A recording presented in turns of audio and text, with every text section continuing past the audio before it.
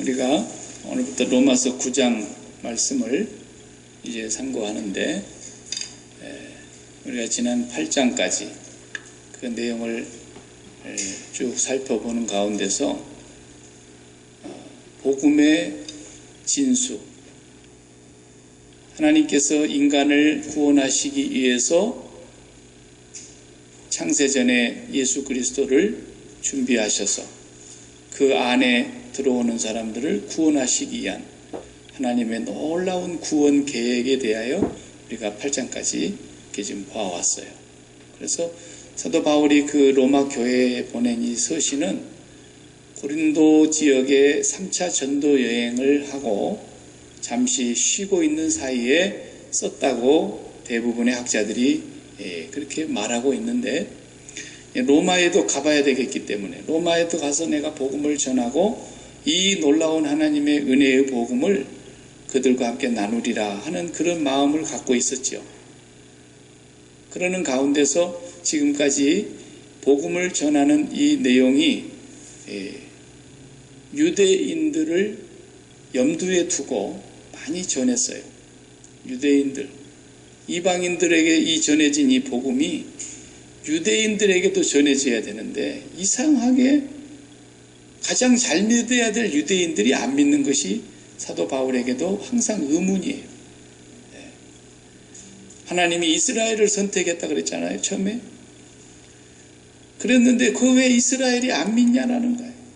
선택받았다고 하는 그 긍지와 자부심이 하늘을 찌를 듯이 높은 그 자기 동족 유대인들이 안 믿어.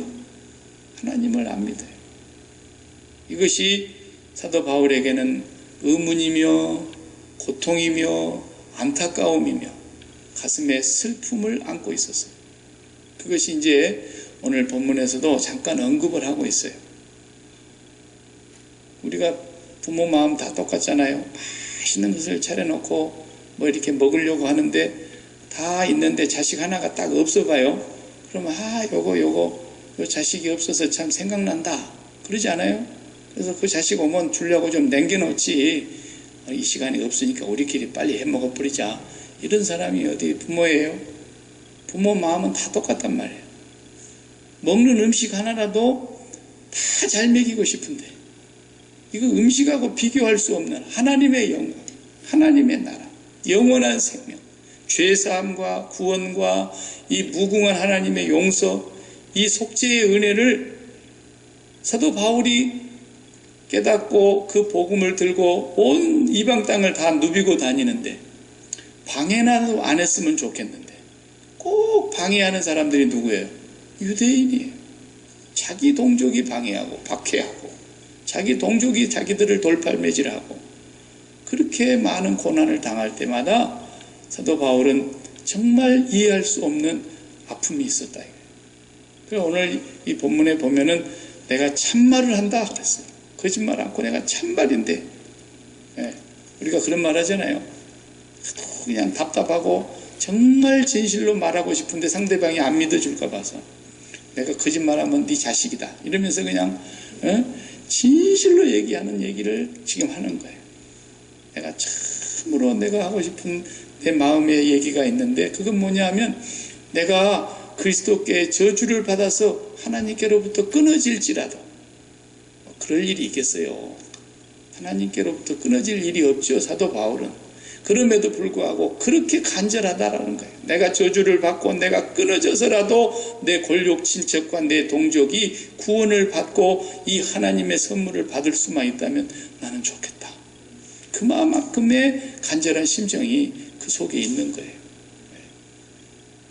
여러분 정말 구원받았다고 한다면 여러분의 자녀들, 안 믿는 자녀들, 안 믿는 형제들, 혹간에 또 부모님이 계신다거나 또 뭐 고모님이 계신다거나 이모님이 계신다거나 가장 가까운 혈육이 그들이 예수를 믿지 아니할 때 우리 마음속에 이 사도 바울과 같은 그런 간절한 열망과 소원과 그런 기도가 있어야 된다는 거예요. 있어야 돼요. 매일 있어야 돼요. 좋은 음식도 같이 나눠 먹고 싶은 것이 마음일진데 어떻게 이 복음을 음식에다 비교하겠냔 말이에요. 그래서 우리가 만나지 못할 형편에 있어도 기도해야 돼요. 하나님께 기도해서. 하나님이 하시면은 어떤 방법을 동원하실지는 모르지만 예수를 믿게 될 사람은 반드시 하나님의 손에 붙들리게 되어 있거든요. 우리가 여기서 기도를 하면은 하나님은 전 세계적으로 온 우주적으로 하나님 응답하시는 분이시니까 어떻게 하실지 몰라요. 그래서 전도자의 발걸음을 닿게 하실런지, 아니면 하나님이 직접 간섭하셔가지고 꿈에라도 현몽을 해서 네가 교회 가야 산다 그러실런지 어떻게 알겠어요?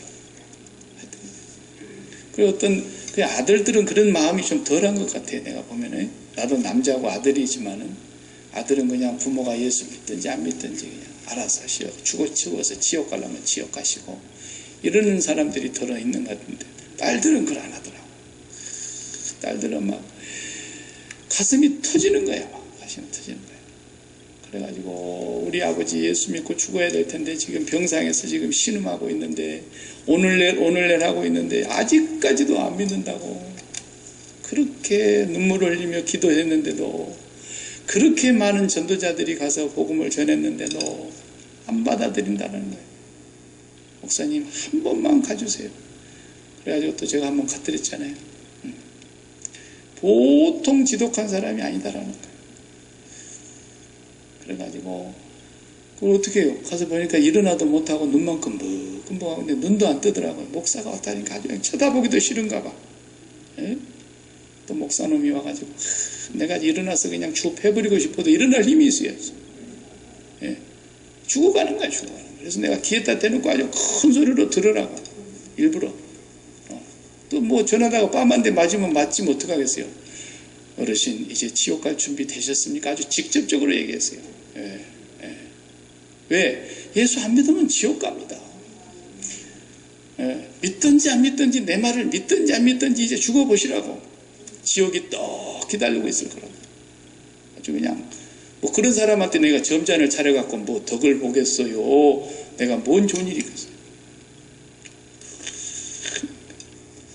눈물을 흘리고 있더라고. 그래서 분해서 우나 이놈의 자식을 내가 일어나서 그냥 깃방망이를 하나 때려놓고 싶은데도 그냥 내가 움직이지 못한다고 막말을 하고 있다고 싶으니까 분이 나서 우나. 내가 전도하면서도 그런 생각이 들더라고. 우니까 소리 안 내고 눈물이 슉. 그래서 이렇게 누워있는데 귀로 이렇게 눈물을 가는 게 보이잖아요. 그래서 막 더 세게 했지 뭐 어떻게. 그런데요, 하나님이 그 마음의 문을 여시니까 믿더라고.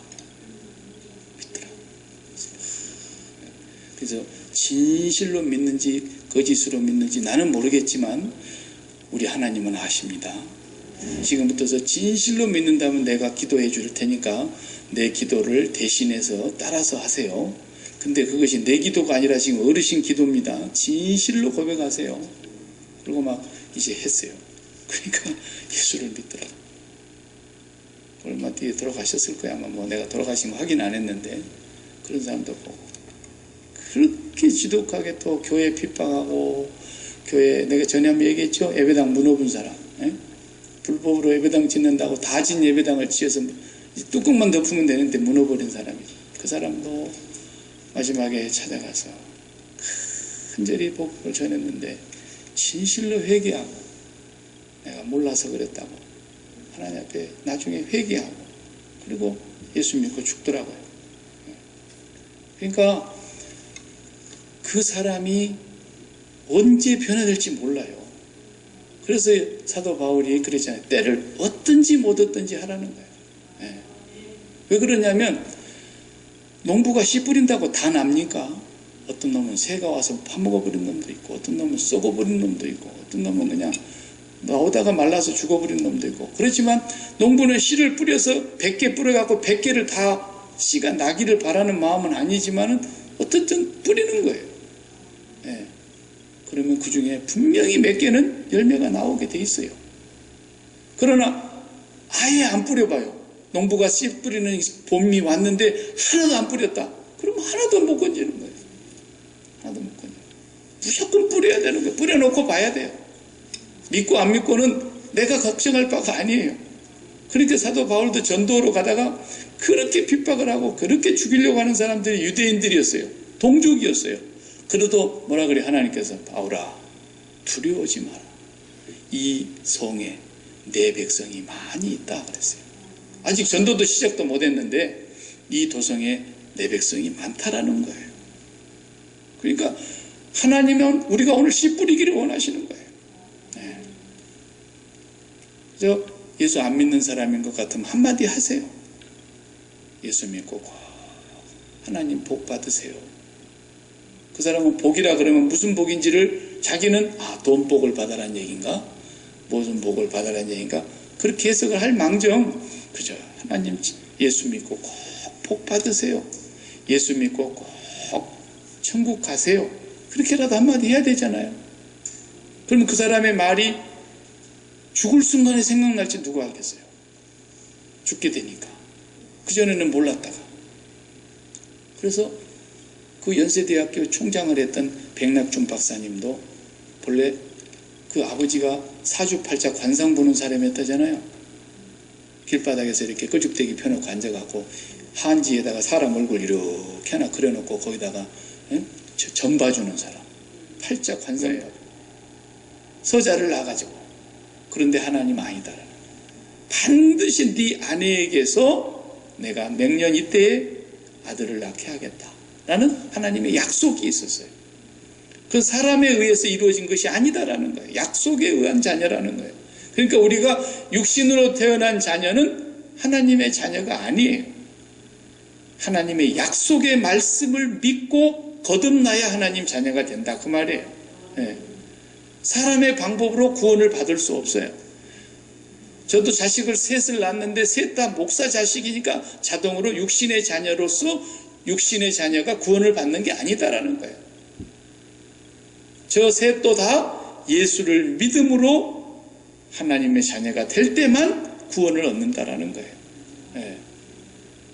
우리 집은 3대째 믿은 집안이니까 다 구원받을 것이다. 절대로 그렇지 않아요. 반드시 예수 믿는 사람만 구원을 얻게 되는 거예요. 그것을 하나님께서 말씀하신 거예요. 그렇기 때문에 저 이스라엘 백성들이 선택을 받았는데도 불구하고 안 믿는 사람이 저렇게 많구나. 약속을 믿는 사람만 구원을 받는. 그래서 예수님 오셔서 분명히 그렇게 말씀하셨잖아요. 영접하는 자, 누구를? 하나님이 보내신 자 예수 그리스도를 영접하는 자, 곧 그 이름을 믿는 자들에게는 하나님의 자녀가 되는 권세를 준다. 그래서 이는 혈통으로나 육신으로나 사람의 뜻으로 태어난 자녀가 아니고 오직 위로부터 난 자니라. 그랬어요. 오직 하나님께로부터 난 자야 된다. 거듭나야 된다라는 거예요. 니고데모에게도 똑같이 얘기했어요. 니고데모 네 거듭 태어나지 않으면 born again 하지 않으면 너는 하나님 나라 볼 수도 없어.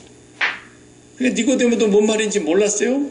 그러니까 사람이 다 커갖고 어른이 돼갖고 지금 나이가 이렇게 먹었는데 어떻게 어머니 뱃속으로 도로 들어갔다가 다시 출산한단 말입니까? 이런 엉뚱한 대답을 한 거예요. 뭔 말인지 몰라서. 그러나 하나님의 약속을 믿은 사람이 영적으로 다시 태어나는 걸 말하는 거죠. 그 약속이 누구예요? 예수 그리스도예요. 예수 그리스도.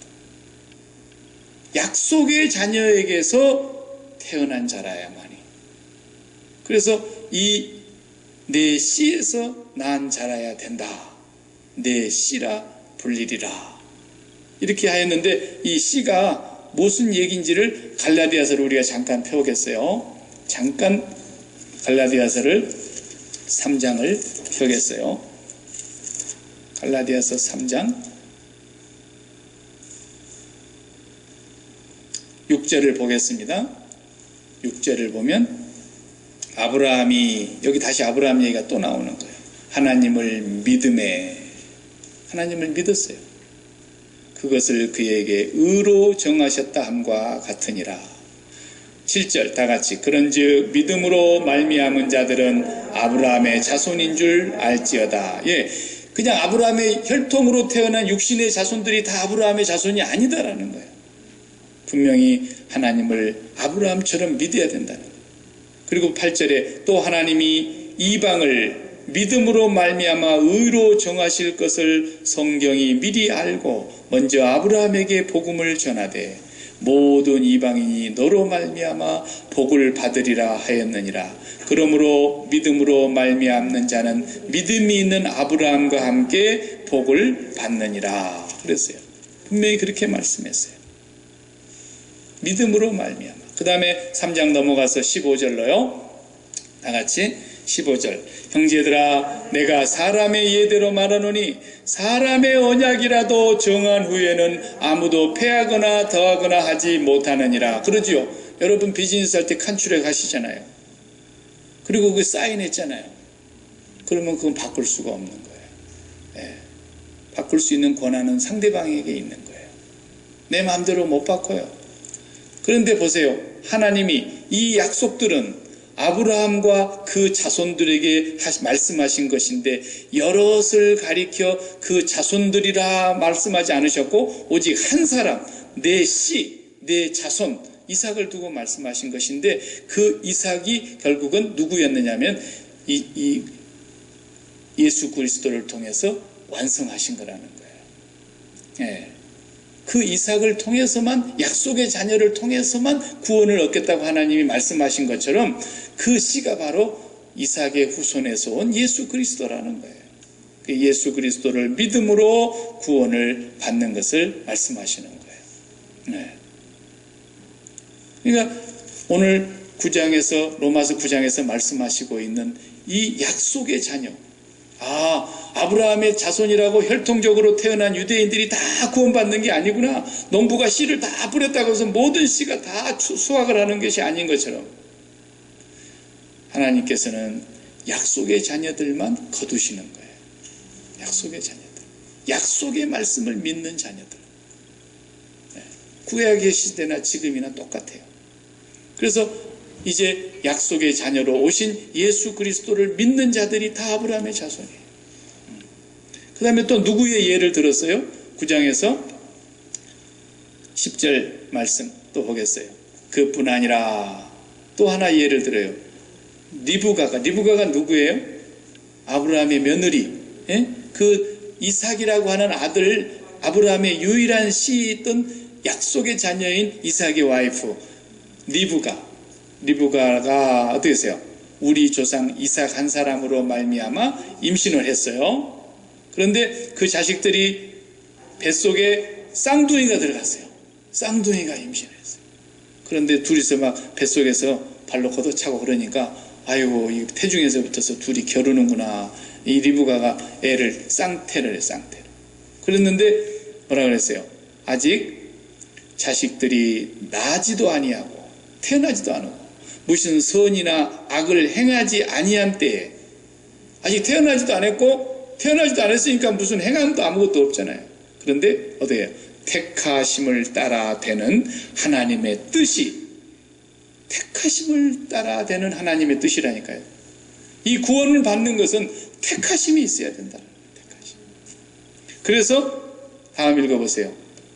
행위로 말미암지 않고 오직 부르시는 이로 말미암아 서게 하려 하사 리브가에게 이르시되 큰 자가 어린 자를 섬기리라 하셨나니 기록된 바 내가 야곱은 사랑하고 에서는 미워하였다 하심과 같으니라.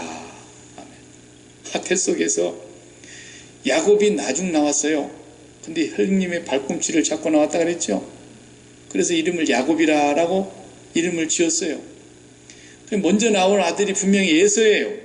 그러니까 큰아들이 장손으로 대를 이어가는 것이 맞지요.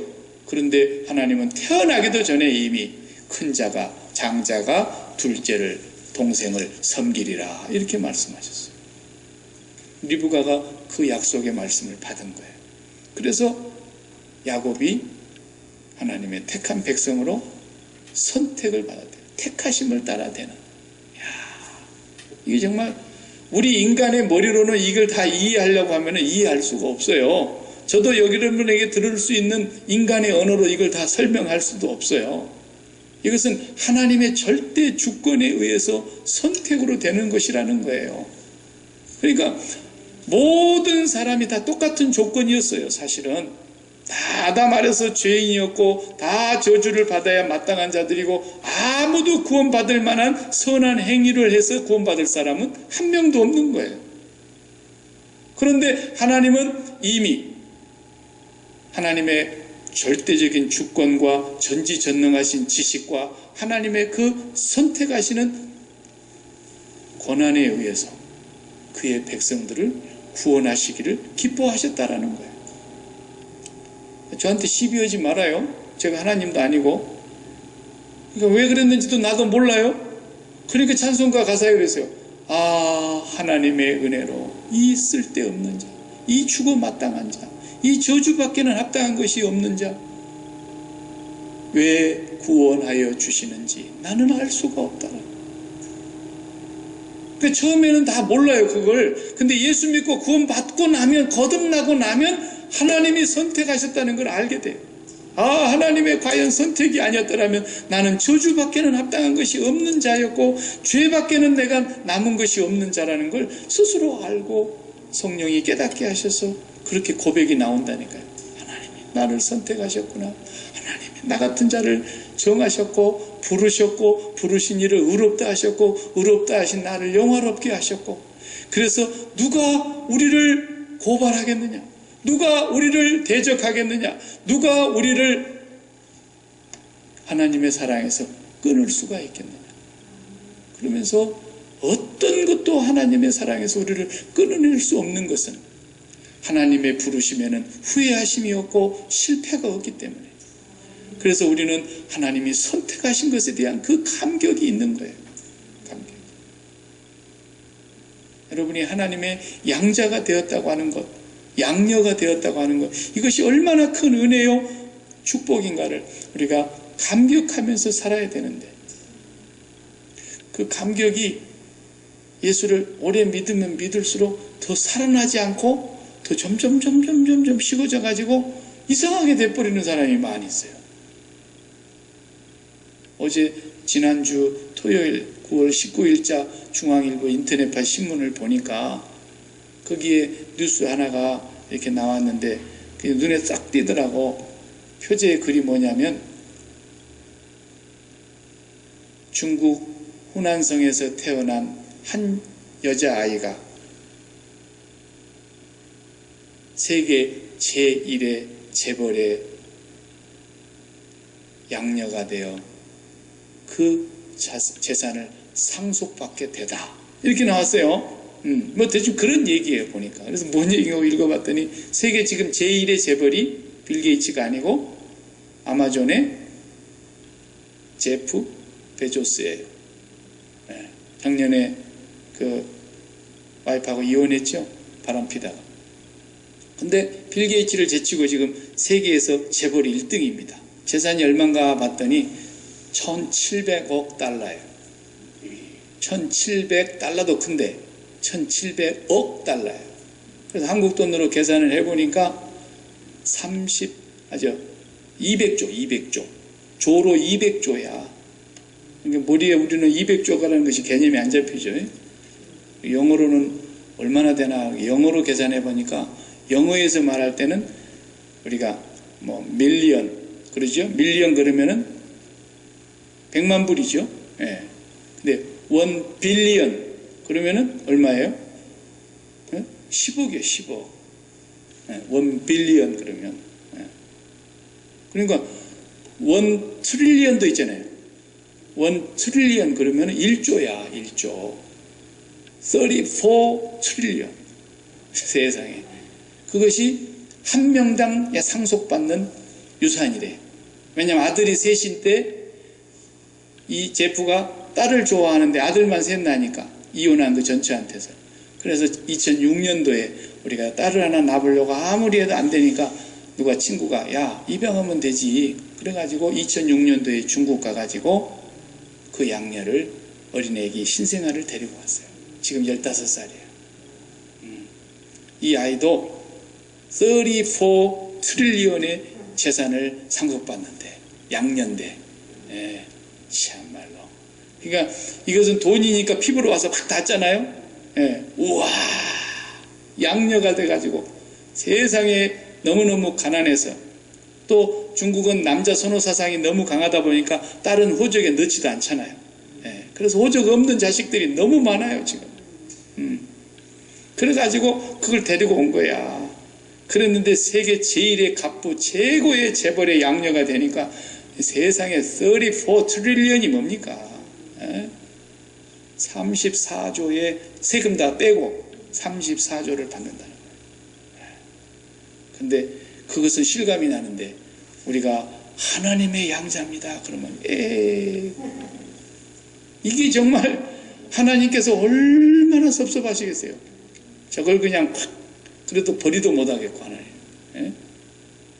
우리가 하나님의 양자된 것은 그건 뭐 34조를 갖고 있는다 하더라도 지가 그 뭐 1조도 못 쓰고 결국은 또 죽을 텐데, 그거 다 가지고 가도 천국을 못 갈 판인데, 예수 안 믿으면 저주받을 판인데, 그 아비가 젖을 예수를 안 믿으니 뭐 어떻게 해 그거. 그 나중에 예수를 믿게 될는지 어떨는지 모르겠어요. 하나도 부럽지가 않아요. 그러니까 사도 바울이 그랬잖아요. 아그리빠 왕이시여, 내가 지금 우리 동족들에게 미움을 받아가지고 죄도 없이 이렇게 묶여왔는데, 내가 이렇게 묶여있는 것을 제외하고는 왕 당신께서 나와 같이 되기를 바랍니다 이랬잖아요. 그때 당시에 왕은 땅 위에서 최고 지존인데, 왕은 모든 사람들이 원하는 걸 다 갖고 있는 사람인데, 그 왕 앞에서 제수 아닌 제수가 돼가지고 한다는 말이 나와 같이 되기를 바랍니다. 이게 진짜 예수 믿는 사람입니다. 그 사람은 지옥도 받고 천국도 다 받기 때문에 더더욱이나 그러했겠죠.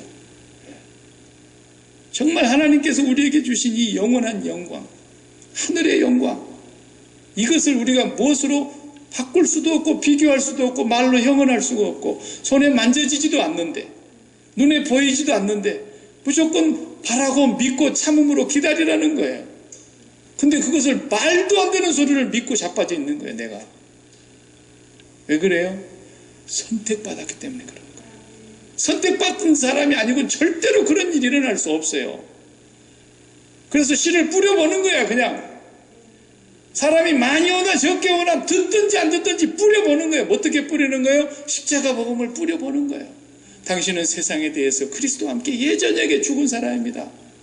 세상에 대해서 더 이상 당신은 숨 쉴 것이 하나도 없습니다. 세상에서 당신이 기쁨을 얻을 수 있고 세상에서 당신이 만족하고 이만하면 나는 이제 행복하다 할 수 있는 것 세상에 없습니다. 당신에게는 세상은 죽은 것입니다. 당신도 세상에 대하여 죽으시기 바랍니다. 이거 말도 안 되는 소리를 맨날 박 목사가 찌끄리고 앉아있는데도 그 말을 듣고, 그래 내가 세상에 대하여 죽은 자야, 나는 하나님께 대하여 오늘도 산다, 하나님만을 바라보며 하나님을 나의 생명으로, 하나님을 나의 기쁨으로, 하나님을 나의 행복으로, 하나님만이 나의 유일한 만족으로 믿고 살아가는 사람은 왜 그럴까요? 이 말도 안 되는 씨앗을 받고 복음을 받아들이는 사람이 왜 그럴까요? 정신 나가서 그런 겁니까? 선택받았기 때문에 그런 거예요. 하나님이 불러주시기 때문에 그런 거예요. 그래서 그 복음을 받아들이기 위해서 하나님은 저와 여러분을, 창세전에 선택하신 저와 여러분을 오늘날 이 세상에 했는데, 대한민국에 나게 했는데 왜 여기를 보내셨냔 말이에요. 대한민국에 그대로 있었으면요, 여러분들 가운데 안 믿었을 사람이 있을지도 몰라요. 아직까지도.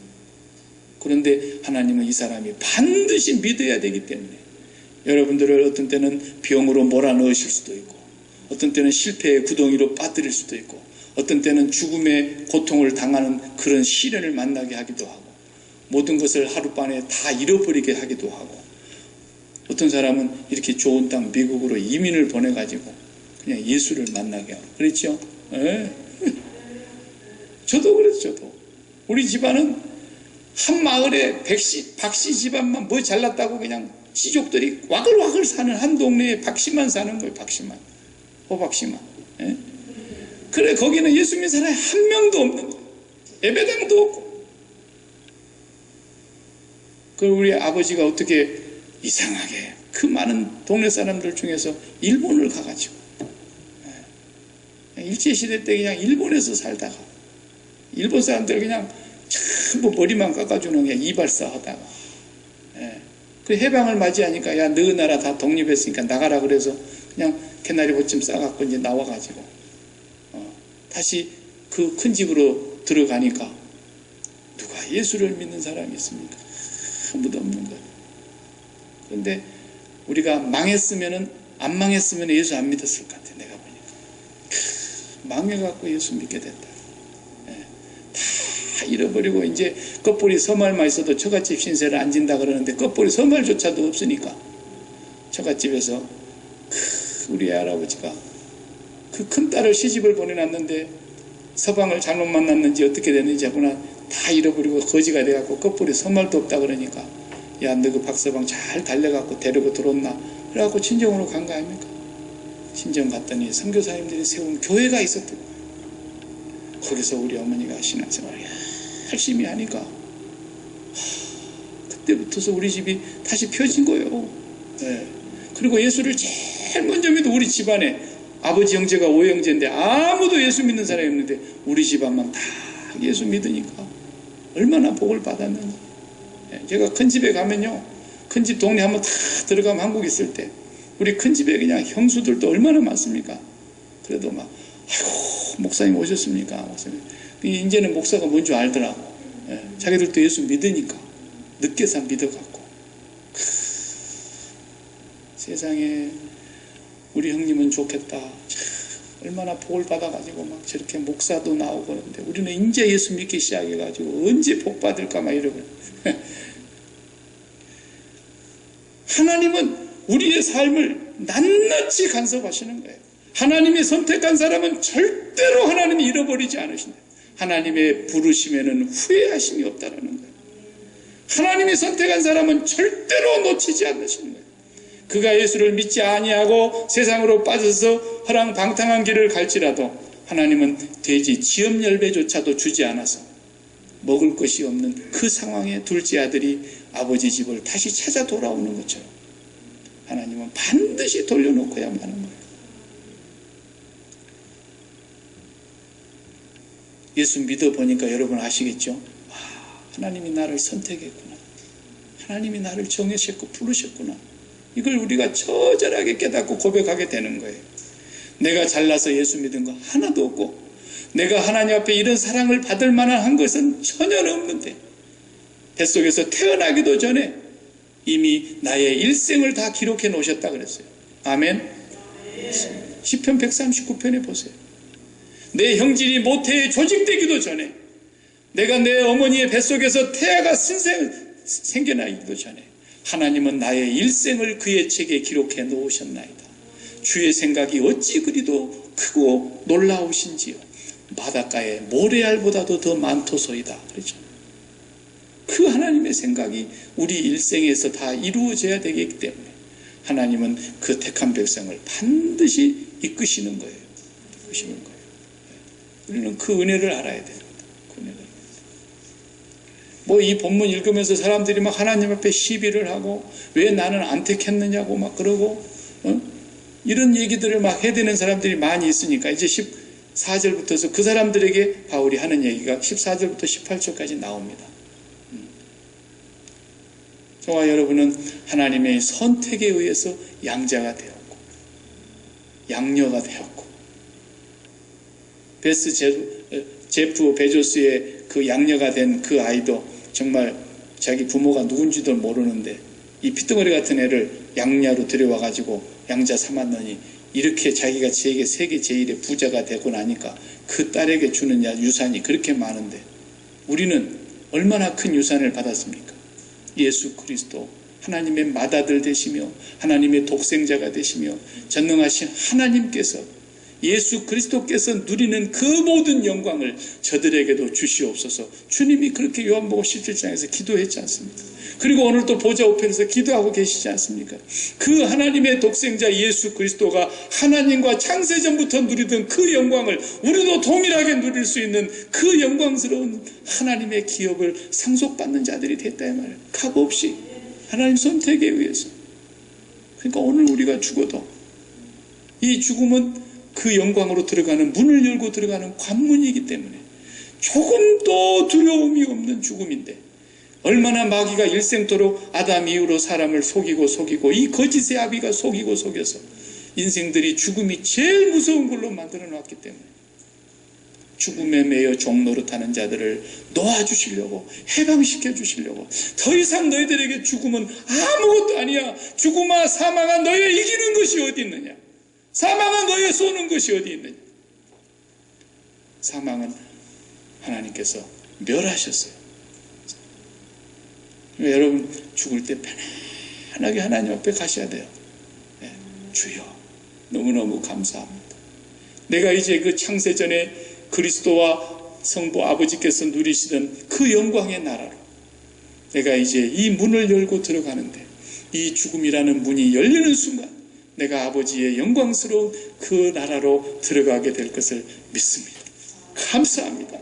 하나님이 나를 이렇게 창세전에 선택해 주셨고 나를 불러주신 것을 너무너무 감사합니다. 그래서 이스라엘이 다 이스라엘이 아니고 약속의 말씀 주 예수를 믿으라 그리하면 너와 내 집이 구원을 얻으리라 하신 그 약속의 말씀을 붙드는 자들은 다 하나님의 자녀가 된다, 양자가 된다. 그래서 전파하는 이가 없이 어찌 믿으리요 그랬잖아요. 듣지도 못한 일을 어찌 믿으리요. 보냄을 받지 아니했으면 어떻게 전파하리요. 그래서 우리는 부지런히 전해야 돼요. 내가 요즘 기도하고 있는 우리 교인 한 분이 있어요. 오래전부터 기도하고 있어요. 이분은 예수를 내가 볼 때 안 믿는 것 같아. 그래서 내가 이제 기도하면서 하나님, 이분 돌아가시기 전에 내가 복음을 꼭 전하려고 하는데 그 사람을 하나님 불쌍히 여겨주시고 주님이 긍휼히 여겨주십시오. 이 다음 시간에 복을 15절 16절 보면 그 말씀이 나오지 않습니까? 모세에게 이르시되 내가 긍휼히 여길 자를 긍휼히 여기고 불쌍히 여길 자를 불쌍히 여기리라 하셨으니 그런지 원하는 자로 말미암음도 아니요 다른 박질하는 자로 말미암음도 아니요 오직 긍휼히 여기시는 하나님으로 말미암음이다. 여러분도 기도해 주시기 바랍니다. 복음을 전해서 마지막 죽기 전에 정말 그가 하나님의 자녀로, 거듭난 자녀로, 그래서 감사하며 감격하며 죽음을 맞이할 수 있는 그런 사람이 되기를 기도해야 되겠습니다. 믿고 안 믿고는 우리 소관이 아니에요. 우리는 농부예요. 씨 뿌리는 거예요. 길가밭에도 떨어질 수 있고 돌짝밭에도 떨어질 수 있고 가시덤불밭에도 떨어질 수 있고 옥토밭에도 떨어질 수 있고 하나님이 알아서 하시는 거예요. 그러나 우리는 뿌려보는 거예요. 뿌리지 않으면 절대로 씨는 나지 않기 때문에 여러분 가족에게도, 여러분 이웃에게도, 여러분 골육 친척에게도 뿌리고 위하여 기도하고 계속해서 바울과 같은 그런 안타까운 사랑의 마음을 가지고 하나님 앞에 기도하시기 바랍니다.